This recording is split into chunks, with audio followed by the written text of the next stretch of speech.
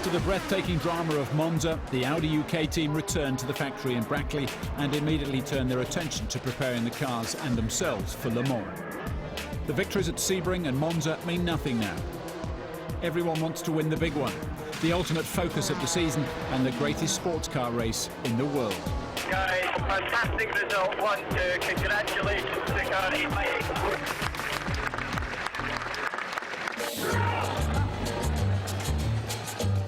Le Mans is a race of epic proportions. An entire Grand Prix season in one race, it is the supreme test of speed and endurance. The race was first run in 1923 and little has changed since. From 4 o'clock on Saturday to 4 o'clock on Sunday, the cars raced throughout the night and throughout the following day, battling heat, exhaustion, mechanical failure and the unexpected. The journey to Le Mans has begun.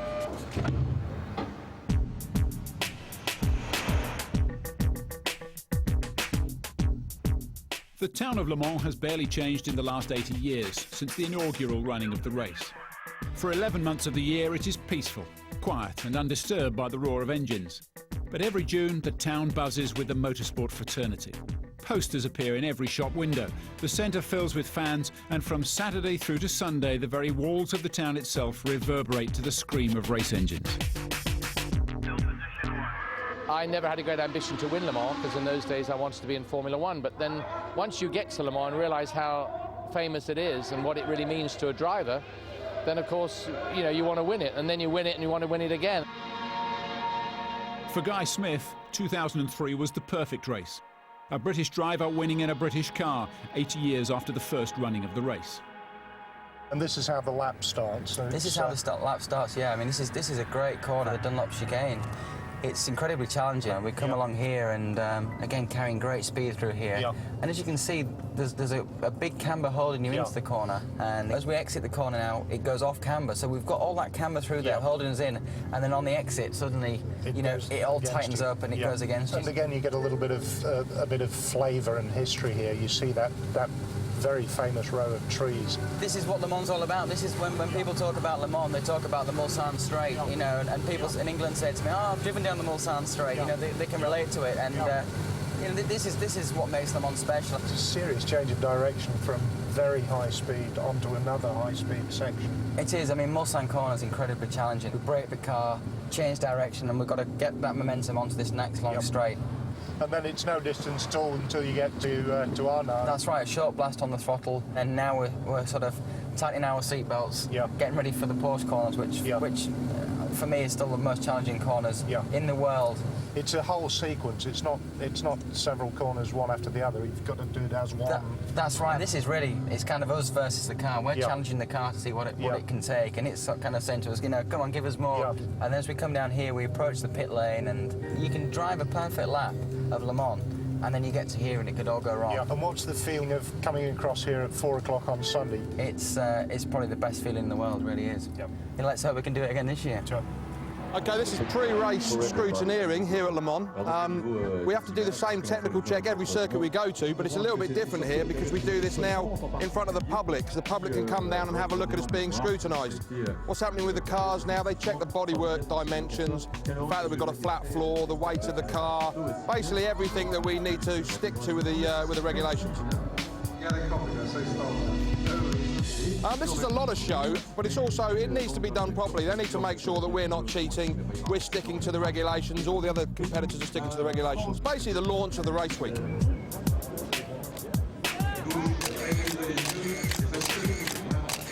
Wednesday sees the start of another Le Mans tradition as Autosport Radio Le Mans goes live. We're back on 91.2 FM for another year with full, live and exclusive coverage of the world's greatest motor race. Thanks very much for being with us here at Le Mans for 2004. Our first guest in the studio, rather appropriately, is nobody but, of course, the guy that won last year, Guy Smith, defending champion. Hello.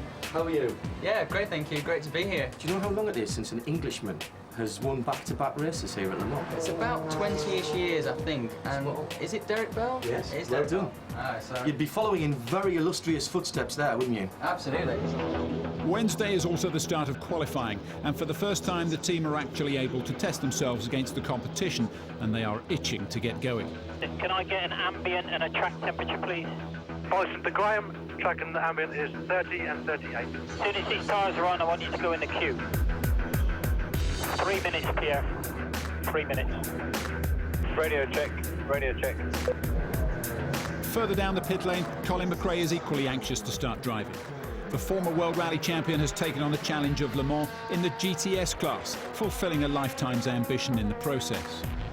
For me to be here, it's obviously a year that I'm not in World Rally Championship, and I wanted to achieve certain goals in motorsport. Dakar was one of them, and the next one was Le Mans.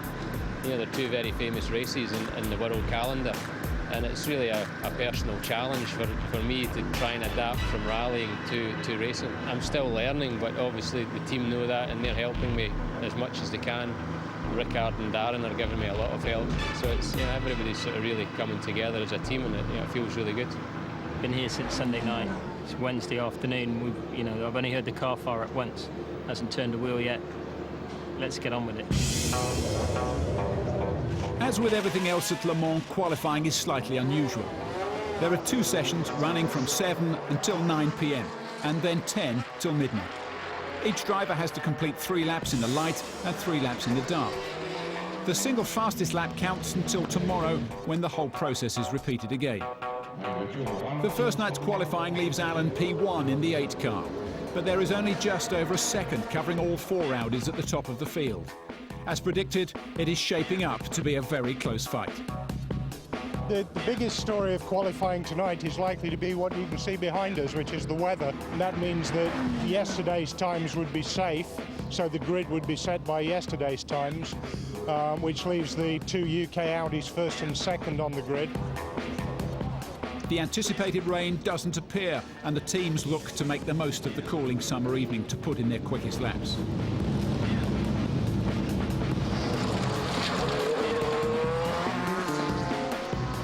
Box, Frankie, box. It's nearly 8:30 in the evening. The Audis are all watching each other when Zytek spring a surprise and post a very quick time to head the field. Johnny and Alan are poised to respond. You've got plenty of fuel, all right? You can do 3 time laps on these tyres, possibly. But you want to do it, okay? You ready? Just so you know, Alan, Herbert has just left the pits on a qualifying set. On his last timed run, Alan leaps into P1. Johnny is still running. The crew are still watching. It's the last minute of the session. And then the garage erupts. Johnny has stolen P1. It's not over yet. The war is not over. The 88 crew now have to wait anxiously to see what the second session will bring. But their main rival, the 8 car, has an engine problem. There is a possibility that the car will not run again tonight, but the crew work relentlessly to replace the engine and give their drivers another chance. Finally, Alan gets back out onto the track, but it's too late to really challenge for pole. We just drop and go, yeah, drop and go. Time lap, Alan, last time. The 88 car will start the 2004 Le Mans 24-hour race from the front of the grid. It's Johnny's first ever pole at Le Mans, and all augurs well for the race, particularly with Jamie and Guy putting in further fast times. Behind the UK cars, Zytek have held on to 3rd place, pushing the Go Audi into 4th, and surprisingly the French Pescarolo car sees his 5th ahead of champion. That's a relief. It all looked a bit too good for a while. But no, absolutely over the moon, delighted. To get a 1 and 2, it's the first job done. You know, it's a big weight off our shoulders. We now know we're quickest. We've got the best chance of winning the race. We can't be complacent. We've got to make sure we do everything by the book still. It's good. And funnily enough, even though it's 12:15, I'm not tired. On Friday morning, after the frenzy of qualifying, the pit lane is open to the public. Thousands of fans throng in, swarming around the gates within touching distance of the gleaming cars, soaking up the atmosphere. I was talking to 200 people just now, and I said, I know a lot of you won't even see a car go around the track, and they all cheered. And you know very well that half of them will never see a car because they'll be obliterated by the time it starts. It's easy for them. I mean, all they've got to do is drive. 8 hours maybe, we've got to drink for 24. We've got air conditioning, a freezer, 2 fridges, indoor pool, outdoor pool. We have for the beer, and I believe there's a race on. Hello, ladies. Just petrol heads unite here. It's fantastic. In the afternoon, the pageantry of the race moves back to the town centre for the traditional carnival of the Drivers' Parade. For Johnny, it's a moment to revel in the achievement of his first pole position at Le Mans. For the others, it's a chance to enjoy the adulation of the fans and appreciate the finer forms of motorsport. As the shadows lengthen, the drivers return to their motorhomes for a barbecue, while others have more grandiose plans. We're in the middle of France at Le Mans, as we do every year, and this year we thought we'd do Christmas.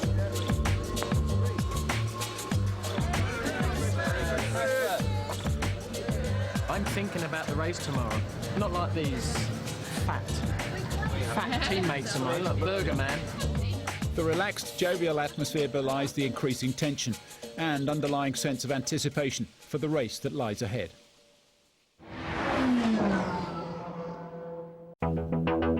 Finally, it's race day, but still the team have to wait.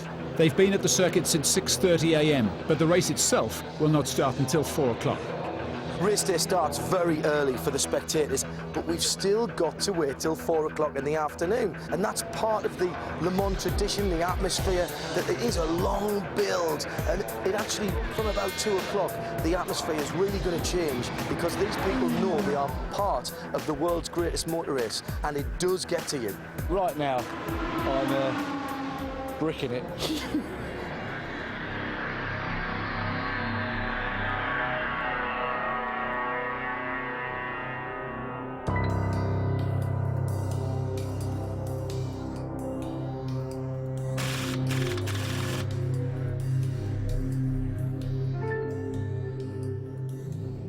The grid clears. Now it is just the drivers and their cars. They will be here again in 24 hours. But whether it will be in the same order, whether there will be a few missing, and who will cross the line first, is all in the lap of the gods.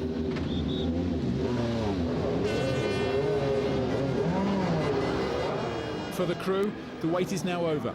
This has been their focus since their very first day in Atlanta 5 long months ago. This is what the endless practicing has been all about. This is what the long hours, the sacrifices, and the total dedication come down to. This one single epic race. Silently, they watch in the garage as the first few laps go smoothly. Jamie leads in the 88 car. Alan follows in the 8 car. And behind them, the Audis of Champion and Go battle for position.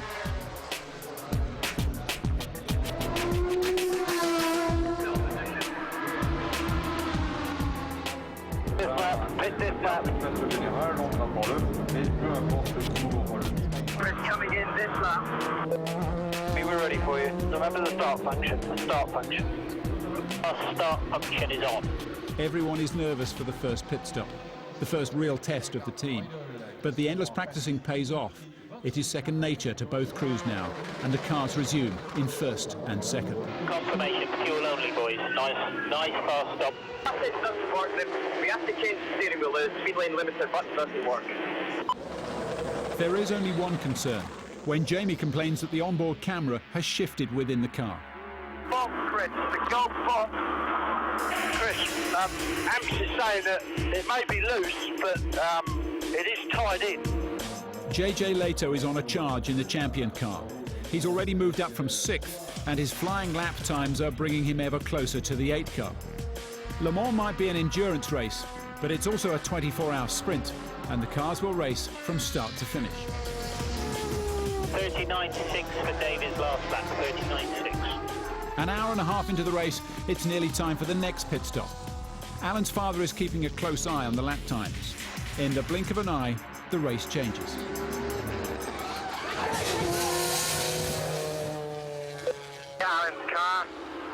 car. Alan looks like he's gone straight on into the first right of the Porsche curve. It looks like it's front left damage. 4, thank you, understood. Alan, can you hear me? Can you hear me? Alan, please respond. Alan and JJ have both crashed out on oil, slamming into the barriers at over 160 miles an hour. The impact severs radio communication. The team are helpless. They have to wait, unable to touch the car until and unless it reaches the pit lane. Yellow flags on a safety car, and I passed the slow car, slow Porsche. Just keep in a high gear, all right? Good boy. There's substantial damage, so we'll do it in the garage. Okay, JJ's running. JJ is running. JJ's in pit lane, boys. Let's get out of the way. Alan, can you hear me? Can you hear me? Alan, please respond. Alan, can you hear me? Alan is heavily concussed and driving on pure instinct as he points the shattered car down the track. He has to make it back to the pits or the race is over. No flags. The whole corner was full of oil. Both me and Alan, you know, couldn't do anything. It was like hitting the ice. Pit lane entrance, boys.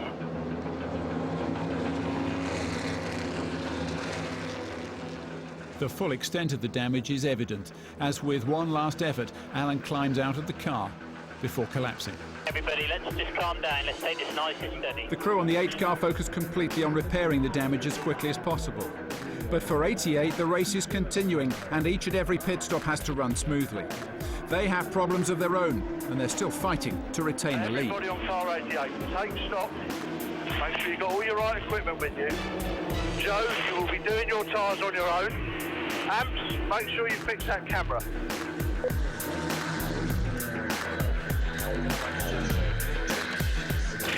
That's one guy. Watch me. He's done it. Come on, boys. We've got to do it.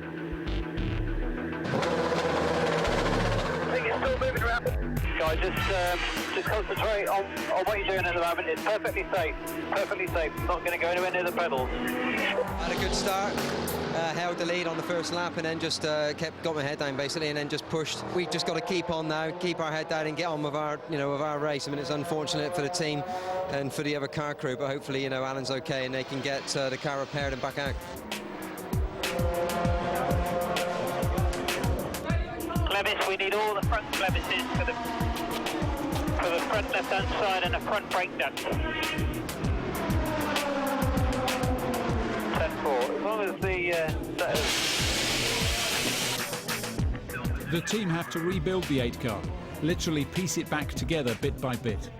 They never question whether they will achieve it, they simply launch in, utterly committed to the task in hand.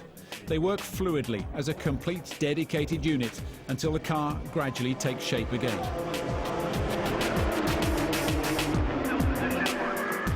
The damage to the champion car was much more superficial, and after 30 minutes of frantic work from their pit crew, they resume in 36th place. Over an hour after the crash, the team have put the 8 car back together again. Tentatively, they put the bodywork back on, and Pierre gets in.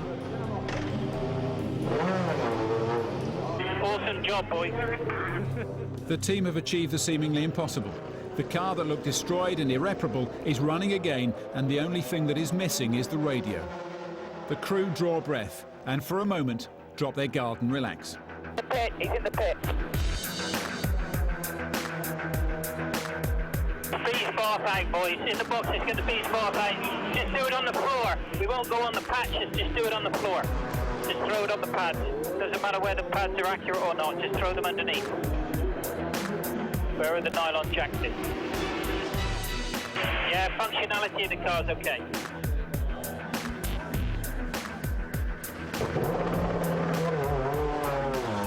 Pierre went out, unfortunately he's got no radio, so he can't communicate to us. He went out and he didn't feel the car was safe the way it was handling, so he came in, caught us unaware a little bit, and we've basically reset the geometry, so now it should be out there for good. The car resumes in 46th place, 23 laps down on the leaders. But it is still running, it still has a chance to finish. The dream is still alive. This lap, pit this lap. At 8 o'clock, a mere 4 hours after the start, the race finally settles into some sort of rhythm. The chasing pack of Domes, Pescarolos and Zytek have dropped back. And as Johnny gets into the car for the first time, 88 are still leading the Go Audi by a lap. Further down the order, it's proving to be an eventful afternoon at Le Mans. Aside from the R8 crash, there are spins, bumps, slides and scrapes on every corner.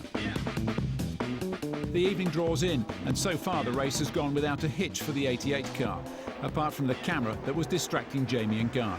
Apart from that, no problems at all. I'm happy with everything, so just keep an eye ready on how Johnny's going.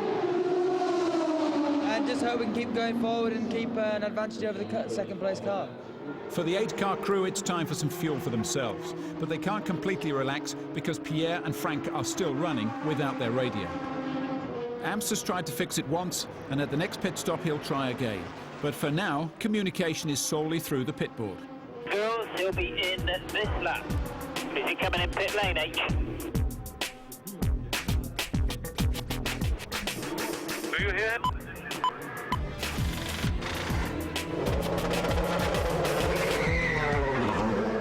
Radio check, Frankie.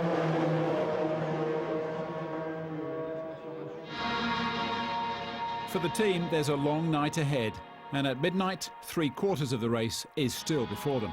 Just as everything appears to be going so well for the 88 car, the officials inform Wardy and Chris that Jamie will have to serve a stop-go penalty.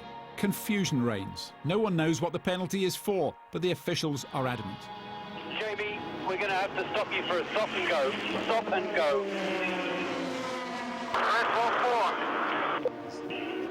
You've got to stop for a stop and go as soon as you... I don't know where you are on the circuit. Coming up to Indianapolis, coming up to Indianapolis. Tell me where I've got to go, where have I got to go? Go to the pit entry,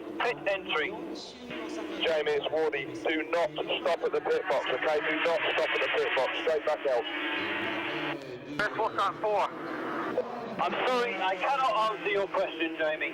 Get out there and screw the neck off the car, mate. The slower Porsche that Jamie passed in the confusion following Alan's crash has come back to haunt them 7 hours after the event. As Jamie roars away, he has a very close call with the Corvette. He's lucky to escape with no damage, and after a brief checkup, he's on his way again, intent on drawing out the lead that they still hold over the Go car in second. Doing a great job. Watch me. You do not get any better than this. It's still 18 or 19 degrees. We've still got shorts and T-shirts on. Yes, we're tired. Of course we are. So are the team, so are the drivers. We've got more than half the race still to go. We're looking forward to it. You bet. And to find out more about the Le Mans endurance drivers and cars, just log on to channel4.com/4car.